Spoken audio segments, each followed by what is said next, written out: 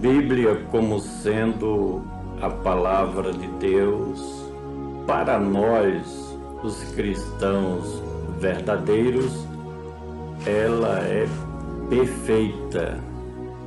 É o nosso manual de fé e prática cristã, através da qual nós nos orientamos de como efetivamente realizar a vontade do nosso Deus. Verdade é que existem pontos difíceis de compreender e aqueles que estudam a palavra de Deus com segundas intenções, em muitos casos, distorcem o Evangelho, criam um outro Evangelho por interesses escusos e muitas vezes interesses pessoais. No entanto, os verdadeiros servos de Deus encontram guarida nas Escrituras para viver no centro da vontade do grande Deus. Quero meditar com você em um texto que nós encontramos na carta de Tiago, capítulo 2, do versículo 18 ao 22, onde está escrito: Mas dirá alguém: Tu tens a fé e eu tenho as obras. Mostra-me a tua fé sem as tuas obras, e eu te mostrarei a minha fé pelas minhas obras. Tu crês que há um só Deus? Faze o bem. Também os demônios o creem e estremecem. Mas, ó homem vão, queres tu saber que a fé sem as obras é morta? Porventura o nosso pai Abraão não foi justificado pelas obras quando ofereceu sobre o altar o seu filho Isaque?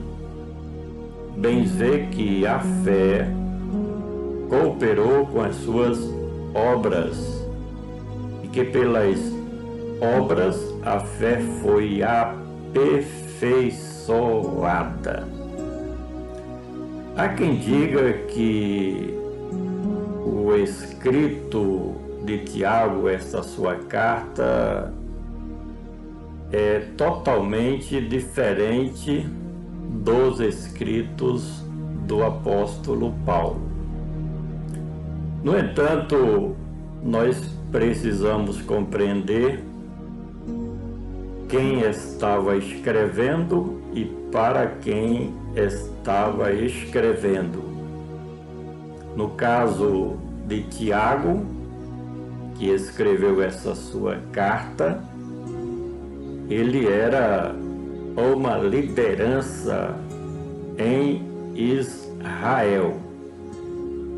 Até o ano 70, os apóstolos de Jerusalém permaneceram no país de Israel, exercendo seus ministérios em Israel, em Jerusalém, que era a matriz, de forma que ele estava como que trazendo a sua mensagem para intermediar aquilo que as igrejas gentílicas deveriam viver e aquilo que a igreja de Jerusalém já estava vivendo. Nós podemos, de maneira assertiva, confirmar que os apóstolos, os cristãos de Israel que se converteram do judaísmo para o cristianismo, estavam vivendo um momento de transição entre aquilo que determinava o tradicional judaísmo através da legislação de Moisés e a nova aliança de Deus com a Igreja de Cristo por meio do Evangelho.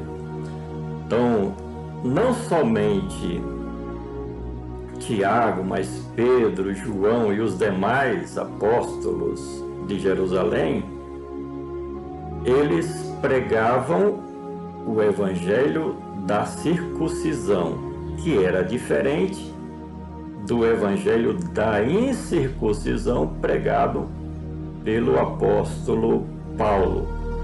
De forma que Tiago trazia um termo intermediário entre a graça e a lei. Neste texto, como em toda a sua carta, ele deixa-nos transparecer que estava ainda arraigado em muitas coisas do judaísmo, aquilo que ele viveu durante a sua vida, como também os demais apóstolos e a igreja em Israel. Já no lado gentílico, nós podemos observar que havia um outro estilo de vida. O apóstolo Paulo, além de recomendar, porque quando nós estudamos os seus escritos, nós vamos também observar que Paulo defendia a prática de boas obras entre os cristãos. Já Tiago, que estava vivendo um momento difícil, porque a igreja em Jerusalém, no primeiro século, foi uma das mais perseguidas, tanto pelos judeus, em defesa do judaísmo, como e principalmente pelas autoridades romanas. Então havia uma necessidade tremenda, passando por dificuldades horríveis, a igreja em Israel.